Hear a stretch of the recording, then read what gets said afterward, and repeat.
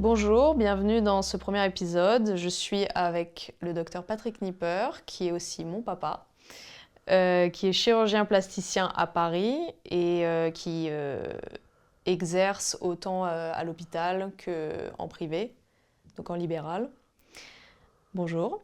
Bonjour. Est-ce que tu peux déjà m'expliquer en quelques phrases ce que c'est un chirurgien plasticien? Alors, un chirurgien plasticien, c'est avant tout un médecin. Donc, on devient médecin en faisant des études de médecine. Donc, on passe à l'entrée de ces études un concours pour être médecin dans une faculté de médecine. Donc, moi, j'ai fait mes études à Paris. Une fois que tu as fini ton externat, au bout de 6 ans, tu passes un concours. Ça s'appelle le concours de l'internat pour être spécialiste en médecine ou en chirurgie. Donc moi, une fois que j'ai été nommé au concours, j'ai pris la spécialité de chirurgie plastique, reconstructrice, esthétique. J'ai fait donc encore 6 ans d'internat. Et ensuite, après l'internat, tu fais un clinica, ce qu'on appelle un poste de chef de clinique assistant, pendant 2 à 4 ans dans un service hospitalier universitaire. Donc moi, j'ai fait mon clinica à l'hôpital Boucicaut, à Paris, 15e. Donc pendant 2 ans. Ok. T'as pu choisir l'hôpital Boucicaut ou c'est... Est-ce que c'est toi qui as choisi parce que tu voulais Alors, aller là-bas ou est-ce que alors le, c'était... le clinica se fait par cooptation, c'est-à-dire qu'en général, on fait pendant son internat plusieurs services de chirurgie plastique dans différents centres hospitaliers. Et ensuite, à la fin de son internat, on demande un poste de chef de clinique. Donc moi, le poste que j'ai demandé, parce que ça se fait par affinité avec le chef de service qui t'apprécie, qui est content que tu reviennes dans le service. Et toi, tu fais une demande, tu te mets sur une liste d'attente.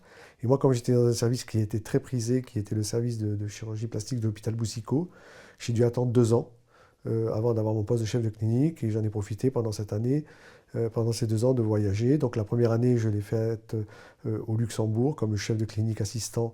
Où Et là, pourquoi tu es allé au parce Luxembourg? que j'ai un patron de Bordeaux qui m'avait envoyé au Luxembourg pour monter les urgences de la main.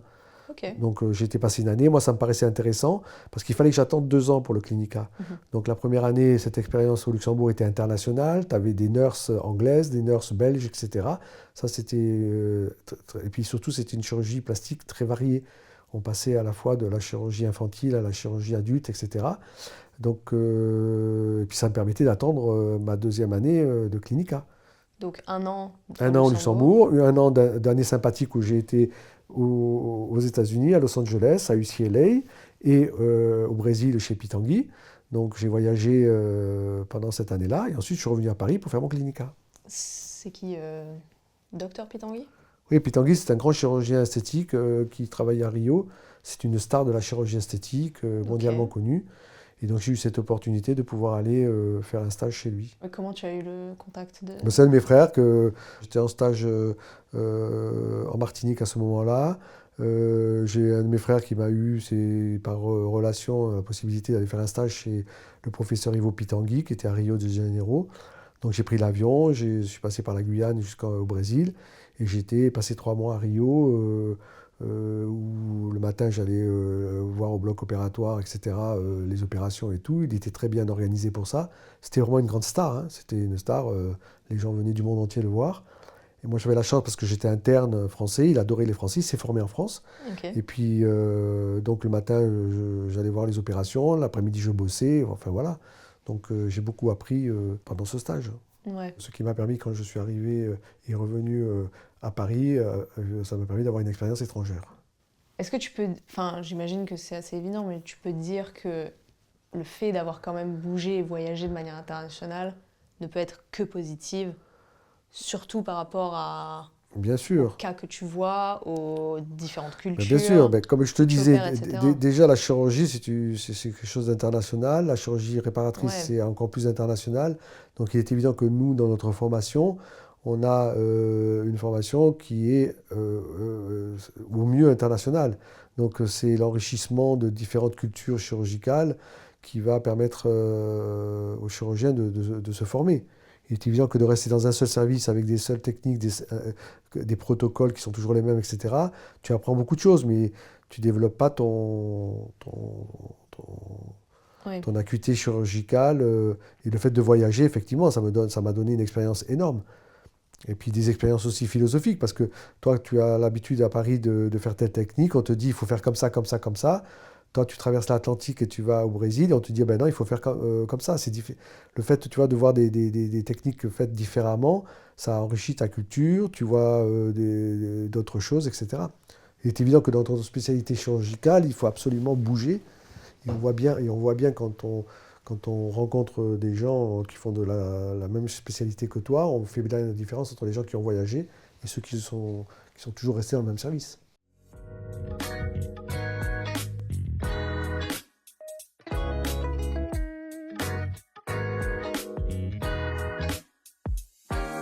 Alors déjà, à la base, depuis quand tu sais que tu vas être chirurgien plasticien? Alors c'est une question difficile parce que on ne sait jamais vraiment quand l'envie commence. Moi, à titre personnel, il est vrai que j'ai jamais eu d'ambiguïté dans la mesure où depuis tout petit, j'ai vu que j'avais une appétence et que j'avais envie de faire de la chirurgie réparatrice. Je ne sais pas pourquoi. Peut-être c'est par rapport à la bibliothèque de mes parents où je me suis surpris avec le souvenir de passer des heures dans la bibliothèque à lire des bouquins de médecine. Pourtant, mes parents n'étaient pas du tout dans la partie médicale, mais j'avais une appétence sur la chirurgie, sur la médecine, la chirurgie réparatrice.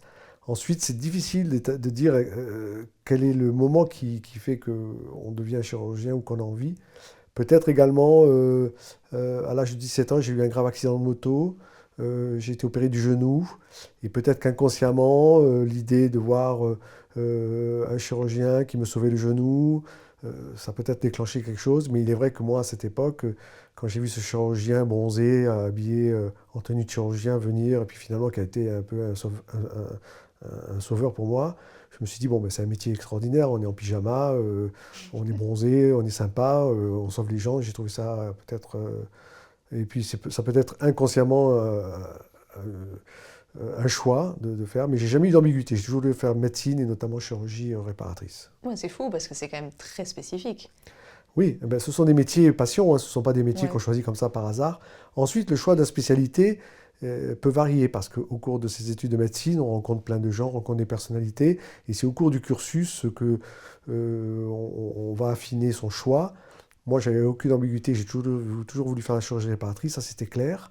En revanche, je suis toujours un peu surpris quand je vois mes internes ou mes étudiants en médecine qui ne savent pas ce qu'ils vont faire. Quand tu leur poses la question, qu'est-ce que tu vas faire plus tard, ils te disent, oh, je vais faire médecine, chirurgie. C'est quand même très, très spécifique. La vie d'un chirurgien et la vie d'un médecin, ça n'a rien à voir. Mhm. Après, au cours de ton cursus, que ce soit en médecine ou en chirurgie, tu peux changer parce qu'effectivement, il y a des spécialités qui se ressemblent et puis c'est le hasard de la vie qui fait que tu rencontres des gens, etc. Mais de mon côté, j'ai jamais eu d'ambiguïté. Ça m'a aidé parce que moi, j'ai toujours été un élève moyen, j'ai jamais été brillant. Et donc, je me suis battu pour avoir le concours de première année que j'ai eu du premier coup. Ensuite, j'ai bossé comme un dingue pour avoir le concours de l'internat. Donc, Ouais. j'ai jamais eu cette ambiguïté. Et c'est ça peut-être qui m'a fait réussir parce que j'avais vraiment envie de faire ça.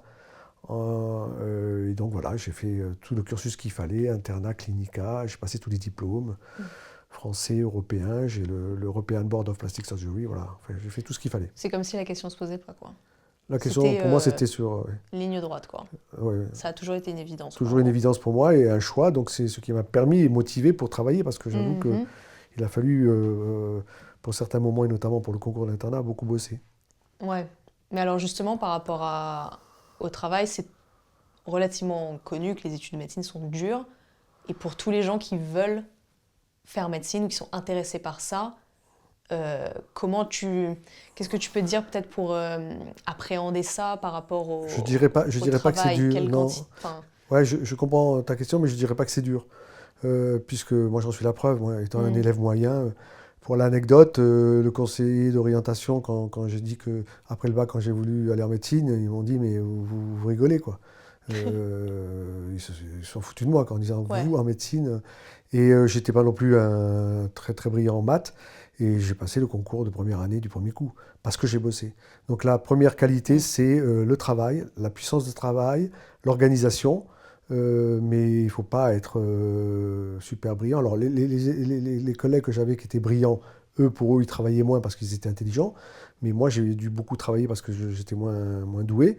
Mais j'ai prouvé que par le travail, voilà, la seule qualité que je dirais pour quelqu'un qui veut faire la médecine, c'est le travail et l'organisation. Et puis la motivation. Mais quand on est passionné, après, ça, c'est facile.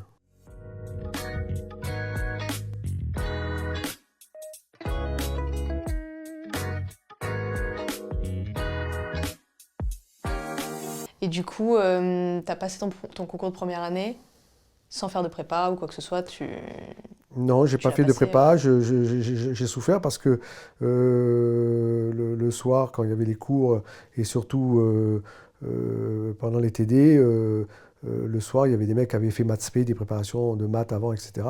Et donc, moi, je comprenais rien ou pas grand-chose. Donc, je rentrais à la maison jusqu'à 2 heures du matin, je refaisais toutes les TD parce que, voilà.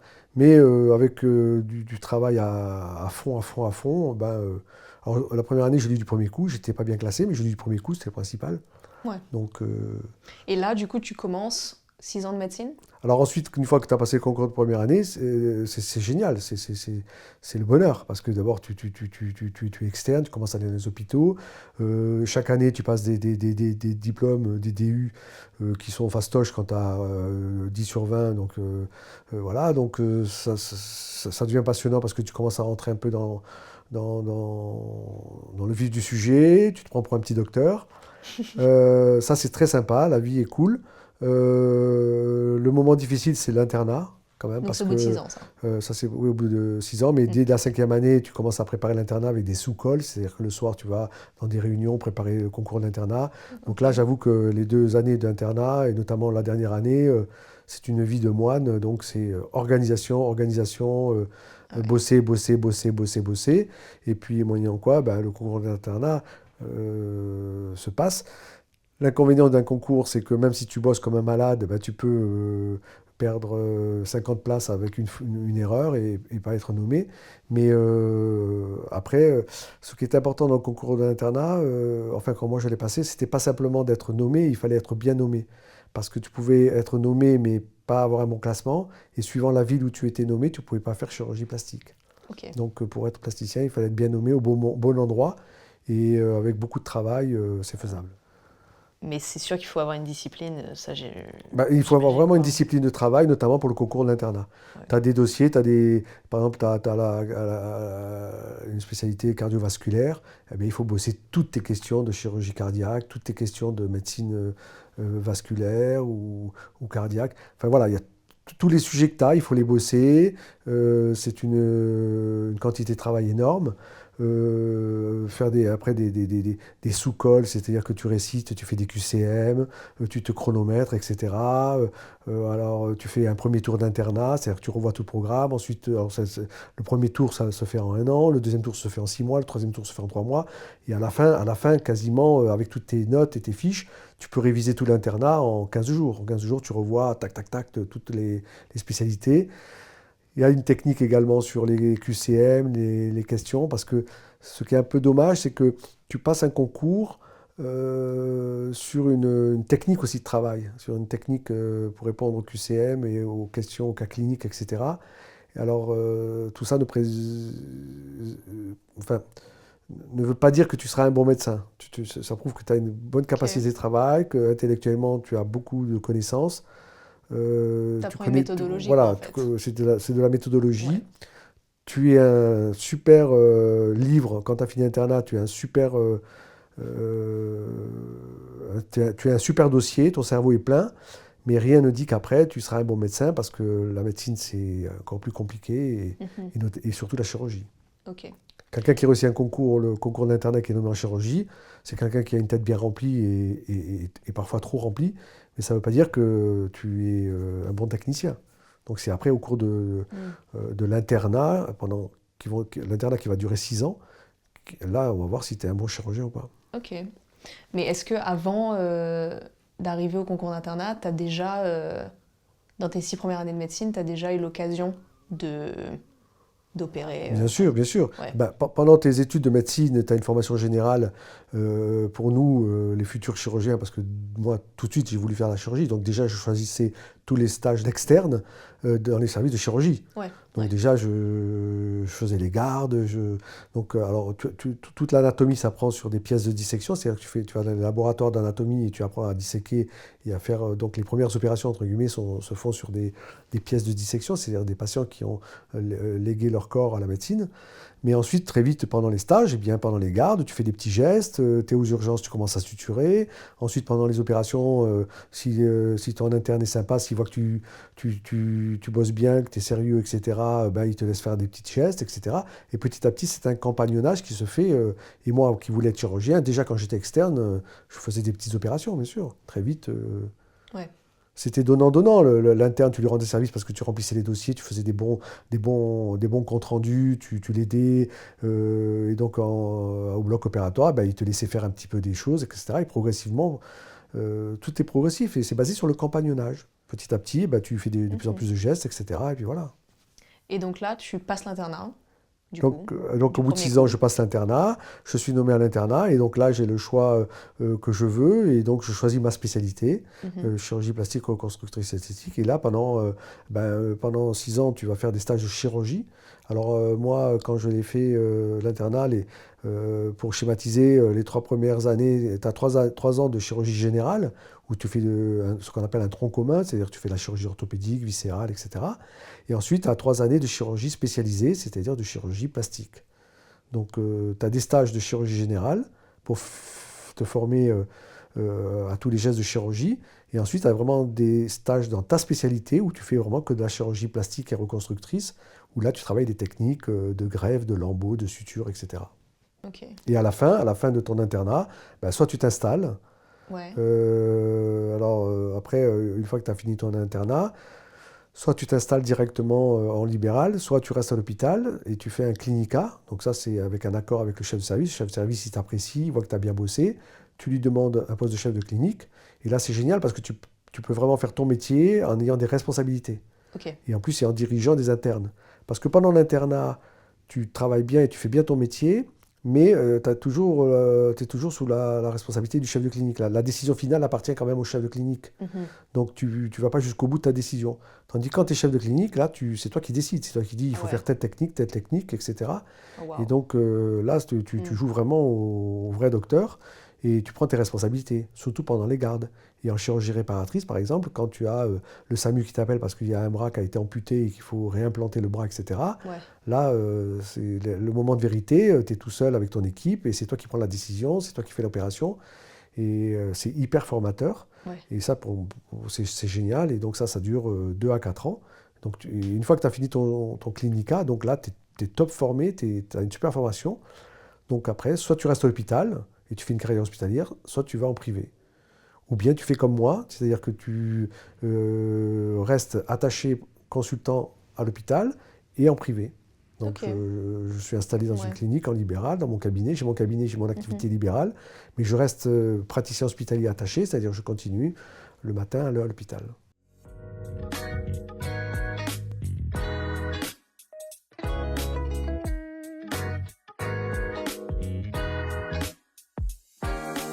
Comment ça s'est passé le début du libéral?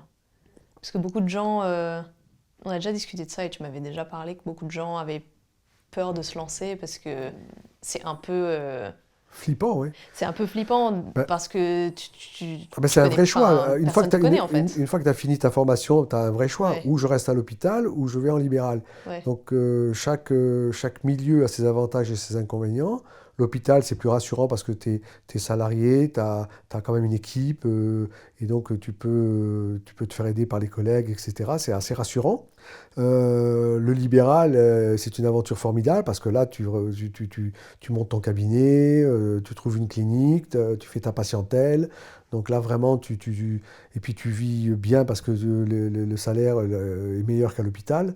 Et tu as surtout une très très grande liberté. Tu as un choix, mm, tu organises ta semaine comme tu veux. Alors l'avantage, c'est que tu es libre, hein, c'est profession libérale, tu es libre, tu organises ta semaine comme tu veux. Si tu veux partir en vacances, tu bloques une semaine. L'inconvénient, c'est que ben, si tu n'as pas de boulot, tu ne manges pas, quoi. Donc, et puis si jamais, sur le plan économique, ça va moins bien, tu as moins de patients à opérer, eh ben, ton chiffre d'affaires diminue, alors que les charges sont les mêmes, donc ça fait flipper, quoi. Donc, mm. le libéral a l'avantage d'une qualité de vie plus agréable, mais l'inconvénient, c'est que c'est plus incertain, donc ça peut faire peur à certains collègues. Donc c'est un passage, l'installation après le clinica est un passage important dans la vie d'un chirurgien parce que c'est vraiment un choix. Où je m'installe, déjà tu choisis ta ville, tu choisis ton mode d'installation, c'est un petit peu un saut comme ça, un peu dans Ouais. l'inconnu. J'avoue que c'est une période un peu flippante, ouais. Alors, il y a des Mhm. gens qui ont de la chance, qui commencent tout de suite avec beaucoup de patients, etc. Ou surtout en province où la patientèle se fait plus facilement parce qu'il y a moins de chirurgiens. À Paris, c'est un peu plus difficile parce que quand tu t'installes, tu es peu connu, tu n'as pas de réseau, etc. Donc ça... Mais après, le grand avantage, c'est que tu es complètement libre, quoi. Donc ça, Ouais. tu choisis tes semaines, tu choisis tout ton programme, ça c'est génial. Et toi, enfin, tu voulais être en libéral parce que tu Non, aurais pu non, rester à non, l'hôpital. non, non, moi j'aurais pu rester à l'hôpital. Moi j'ai un esprit hospitalier, un esprit d'équipe, etc.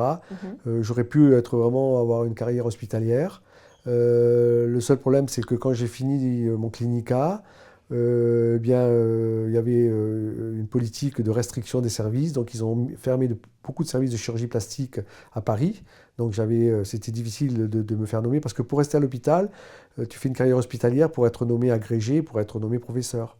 Donc ça prend beaucoup de temps. Mais moi, au moment où j'ai fini mon clinica, l'hôpital commençait à m'ennuyer. Le côté administratif, paperasse, administratif, tout ça, c'est devenu très très lourd. La qualité du travail était moins bonne. Les services de chirurgie plastique fermés. Donc la perspective d'une carrière hospitalière et une agrégation en plastique était très très difficile. Et puis de plus en plus, le milieu hospitalier était peu envoûtant parce qu'avec l'administration et tout ça, c'était emmerdant. Donc Ouais. après, c'est le hasard des choses. Moi, je me suis installé, j'étais à Paris, j'avais une super installation, j'étais heureux, j'avais ma famille à Paris, donc je me suis même pas posé de questions, j'ai foncé.